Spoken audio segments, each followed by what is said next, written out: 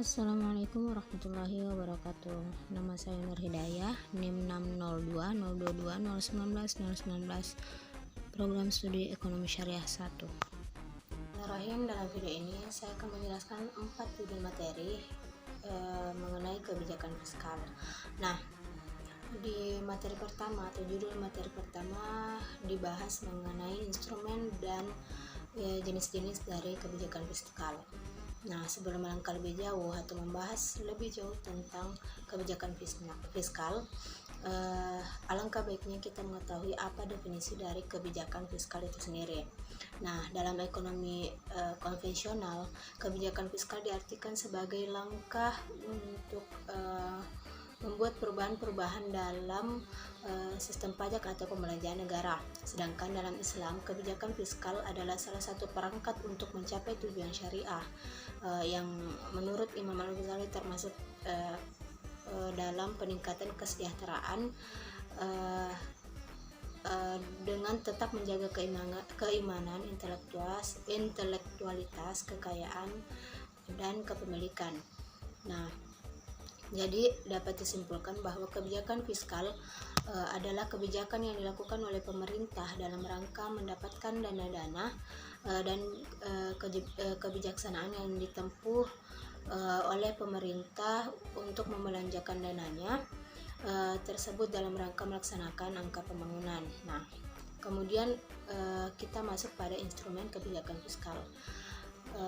Dalam perspektif ekonomi konvensional dijelaskan bahwa dalam struktur anggaran pendapatan belanja negara atau APBN terdapat beberapa instrumen kebijakan fiskal, diantaranya melakukan bisnis. Pemerintah dapat melakukan bisnis seperti lainnya, misalnya dengan mendirikan perusahaan atau badan usaha milik negara, kemudian melakukan pajak penghimpunan dana yang umumnya dilakukan pemungutan pajak dalam masyarakat maupun dalam masyarakat. Kemudian yang ketiga, meminjam uang mau itu dalam negeri maupun di luar negeri. Kemudian secara historis kebijakan fiskal pada masa awal Islam dibagi menjadi beberapa periode. Periode pertama yakni periode sebelum ekspansi. Pada periode ini keuangan negara masih sangat sederhana karena menyangkut wilayah yang tidak luas. Namun pada periode ini telah dikenal dengan namanya mata uang. Kemudian periode kedua yaitu periode setelah ekspansi. Pada periode ini dimulai pada masa Khalifah Umar bin Khattab di negara Islam Madinah. Adapun instrumen kebijakan fiskal pada masa ini antara lain diantaranya zakat, kemudian khums, ada jizyah, kharaj, dan sumber pendapatan lainnya. Kemudian sumber pendapatan maupun pengeluaran negara menurut Undang-Undang Republik Indonesia Nomor 17 Tahun 2003 tentang Keuangan Negara, pendapatan negara dan hibah adalah semua penerimaan yang semua penerimaan negara yang berasal dari penerimaan perpajakan, penerimaan negara bukan pajak, serta penerimaan hibah dalam baik itu dari dalam negeri maupun luar negeri. Kemudian ada beberapa sumber pengeluaran negara, diantaranya pengeluaran pemerintah pusat, kemudian pengeluaran pemerintah daerah provinsi bagi hasil pendapatan ke kabupaten atau desa, dan pengeluaran untuk pembiayaan.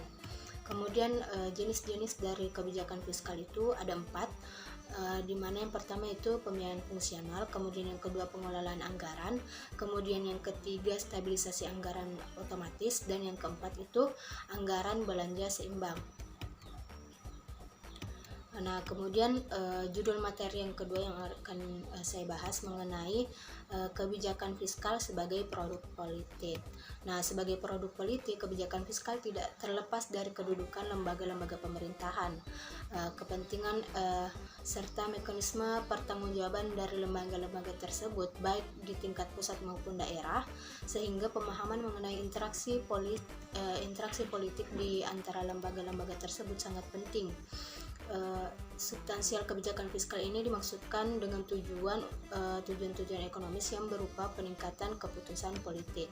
Kemudian aspek politik dan kebijakan fiskal. Implementasi dari kebijakan ini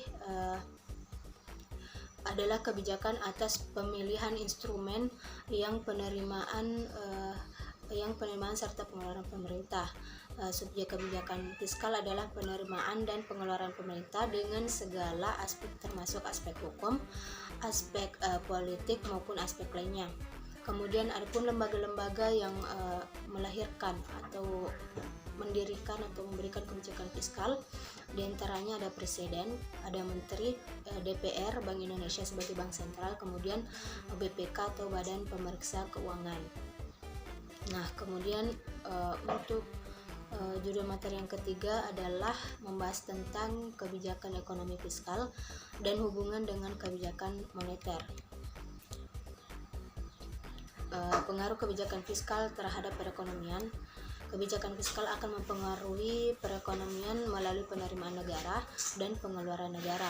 Di samping itu, pengaruh dari selisih antara penerimaan dan pengeluaran juga dipengaruhi oleh sumber penerimaan negara dan bentuk kegiatan yang dibiayai sebagai bentuk pengeluaran negara. Kemudian bentuk kebijakan moneter terhadap perekonomian. Pada dasarnya kebijakan moneter ditujukan agar likuiditas dalam perekonomian berada dalam jumlah yang stabil sehingga dapat melancarkan transaksi perdagangan tanpa menimbulkan tekanan inflasi. Kemudian yang ketiga yaitu hubungan kebijakan fiskal dan kebijakan moneter. Nah, kebijakan fiskal dan kebijakan moneter tidak dapat dipisahkan satu dengan yang lainnya.